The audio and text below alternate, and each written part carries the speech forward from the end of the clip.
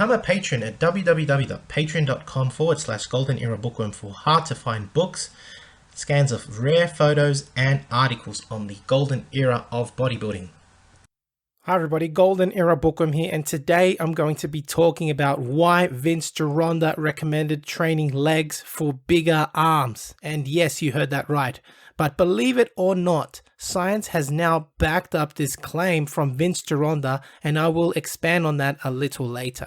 This secret of Vince Gironda was known only to the pros, which he trained, of course. But now the secret is out. And you can't tell me that you don't want big arms. That's the one reason, or one of the main reasons why most bodybuilders get into the gyms. We all want big arms. And most of us will try just about anything and any routine, any exercise to get them. It is no wonder we have invented so many varieties of curls. Over the years, all these bodybuilders have come up with their own interpretations, including, of course, barbell curls, dumbbell curls, preacher curls, spider curls, cable curls, and all their variations. Vince, of course, recommended that we change our exercise often to stimulate new growth, and rightly so. Applying different exercises which have different strength curves will definitely stimulate muscle growth.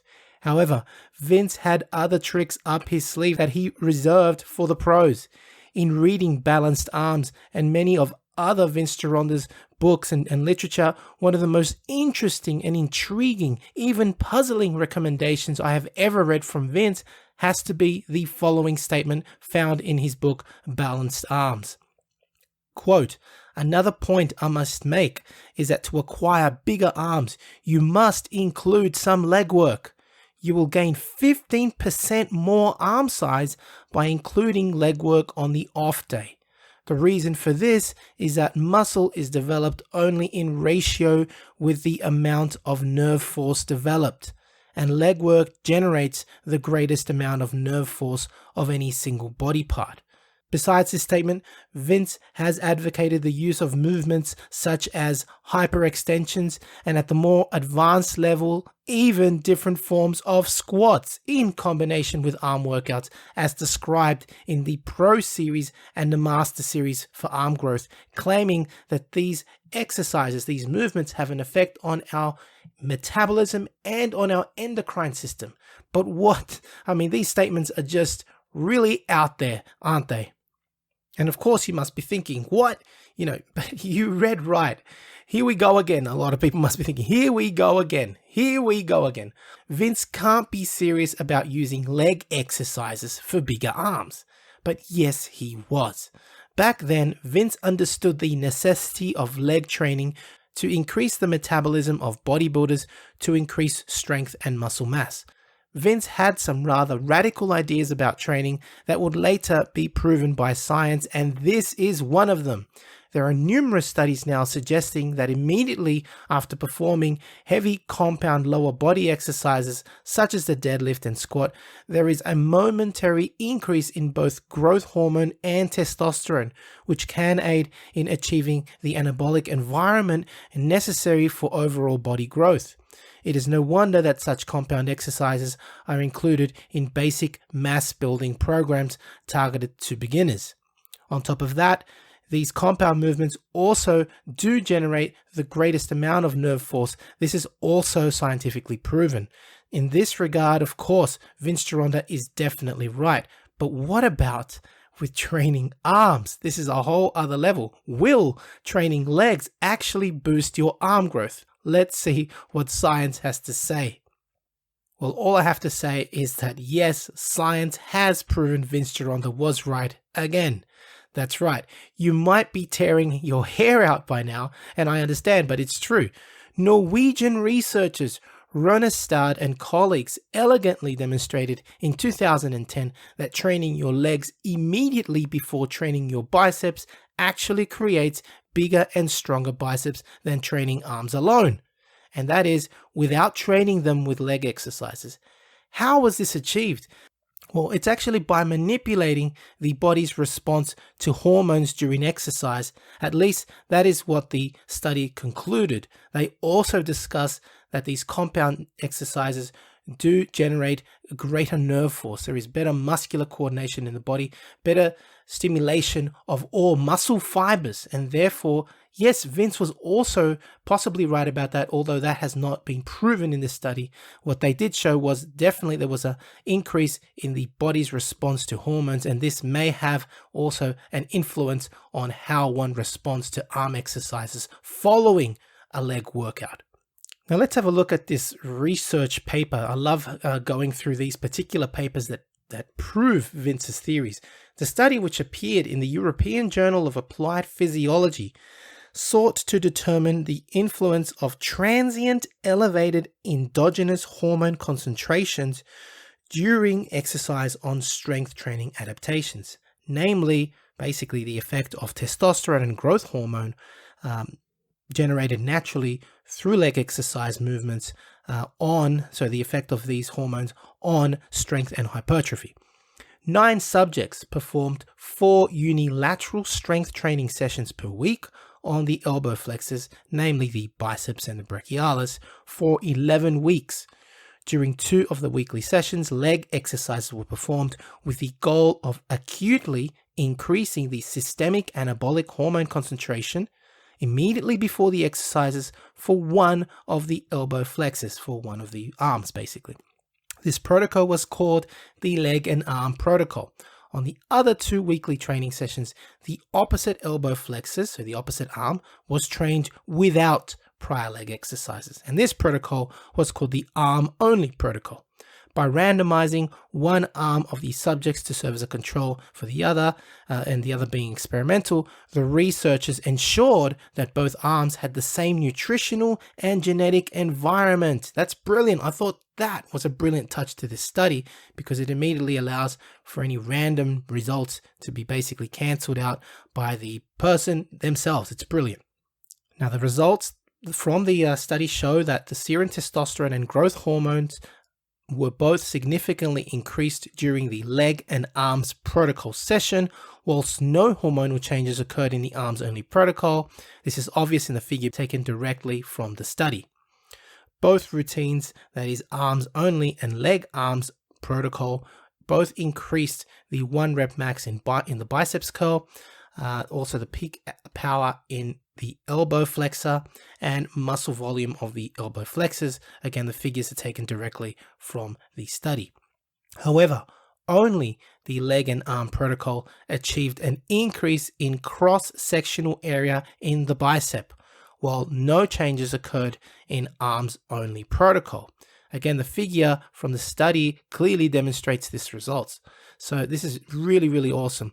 Further, the leg and arm training protocol had superior relative improvement in the 1 rep max biceps curl and favorable muscle adaptations in elbow flexors when compared to the results from the arms only protocol. In conclusion, the study demonstrated that performing leg exercises prior to arm exercises increase the level of serum testosterone and growth hormone, as well as inducing superior strength adaptations compared to arm training without acute elevation of hormones through leg exercises. I mean, I clap and applaud Vince as well as these research scientists for going out and, trying to prove some of these old school theories. So yeah, bravo, absolutely awesome.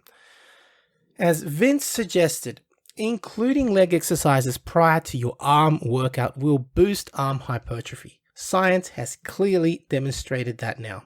The study incorporated the use of the leg press, the leg extension, and the leg curl as exercises so that you know what exercises were involved in the study. Whilst the exercises used to stimulate the elbow flexors, namely the biceps and the brachialis, the hypertrophy in these muscles were the barbell curl, the hammer curl, and the reverse curl. Knowing all this information, plus other factors, using Vince Gironda's unique exercises and approach to training, I've come up with a really good routine for you guys to follow if you want to try this principle out. I call it the hormone boosting leg arm workout.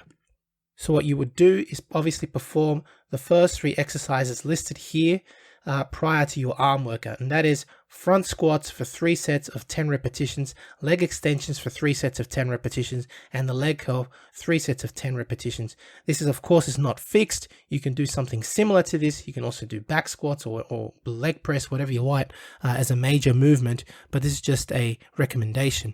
You want to use your 10 rep max for each movement and employ a 60 to 90 second rest between your sets. Now, immediately following this leg workout, what you would do is to go and hit your biceps using the following routine that is listed, which again now kind of we start seeing more of Vince Gironda's exercises and principles here. So we've got the preacher bench curl to be performed for 3 sets of 8, the drag curl for 3 sets of 8 reps, and the reverse curl for 3 sets of 8 repetitions. With the understanding that the purpose of this program is to increase bicep hypertrophy, the goal is to increase the load on the biceps progressively over time. Logical. So what would you do? Well, you want to start obviously with this program with a load of your 8 rep max weight for each exercise, or even as low as your 10 rep max weight to just get used to the routine. And then progressively every fortnight, every 2 weeks, basically, you want to start to increase your weight. So if you've started off with the 10 rep max, you want to go up to now your 8 rep max poundage, and then a fortnight later to your 6 reps max poundage, and so on. You want to be increasing the weight slowly over time and progressively. Of course, you want to also employ a 60 to 90 second rest between your sets, and of course that is the program for boosting bicep growth. What about triceps? A lot of people might be asking. Well, of course, if you wish, you can also add 2 to 3 triceps exercises after your biceps workout, and even forearms exercises as well if you want. In fact, understanding that this study has shown that performing leg exercises prior to exercising a smaller body part, there is no reason why one cannot apply this principle to any lagging body part. I mean, shoulders, calves, whatever, right? So now there is a tip, I believe, that even Vince Gironda would be proud of. You can definitely, I believe, perform leg exercises prior to any lagging body part. Now, if you're interested in learning more about Vince Gironda's approach to bodybuilding, his principles, and all these tips of wisdom that he has, I mean, there's so much stuff that probably hasn't been proven by science, and it will take science to prove or disprove Vince. But to be honest, these 3 books, I believe, which I call the Classic Physique Bundle, are the best books that Vince ever came out with. And they, of course, are the Wild Physique, the Master Series, and the Pro Series. Have a look at it this way. The Wild Physique, I believe, is like the ABCs of Vince Gironda's principles to bodybuilding. He teaches you the exercises and his principles. But how do you put them together? Well, the Master Series is a 14-month program of using all of these principles, all of the diets that Vince came out with, all of the exercises. And believe me, it's a brilliant, brilliant program. Many people have used it. I know personally a lot of bodybuilders that have actually used it and made fantastic results with it. Now, the Pro Series of Bodybuilding, which was targeted for professional bodybuilders, contains 6 programs, each of which go for 2 months each. So it's a whole year, again, in preparation for competition. It's just these 3 books, as I call it, the Classic Physique Bundle, Vince's best work, and available, of course, at www.goldenerabookworm.com. In conclusion, science has proven Vince Gironda's theory that training legs in combination with arms produces greater gains in both strength and hypertrophy. So if your arms are lagging and you would consider them a weak point, try out Vince's tip, try out this routine that I've laid out, and see your arms grow. At least I hope they do. At least science has proven that they should. So give it a go if your arms are lagging, and let me know how you go. All right, that's it. I do hope you have enjoyed watching this video. I do like occasionally doing these videos where I try and prove some of Vince Gironda's theories. If you've enjoyed the video, please give the video a thumbs up. Subscribe if you haven't to the Golden Era Bookworm. Leave me a comment. Thanks for watching. And yeah, if you want to support the channel, please donate via PayPal, become a patron, visit my respective websites for merchandise and out-of-print books and courses, including the biggest range of Vince Gironda ebooks on the planet. It's all on my website, www.goldenerabookworm.com, including the books that I've already mentioned in this video. That is Balanced Arms, the Pro Series, and the Master Series all show you how to combine leg exercises with your arms to boost their growth for that old school golden era look. I mean, they all had massive arms right back then. So now you know that one of the biggest secrets from the golden era, especially from Vince's gym, from the Iron Guru himself. Hope you've enjoyed the video.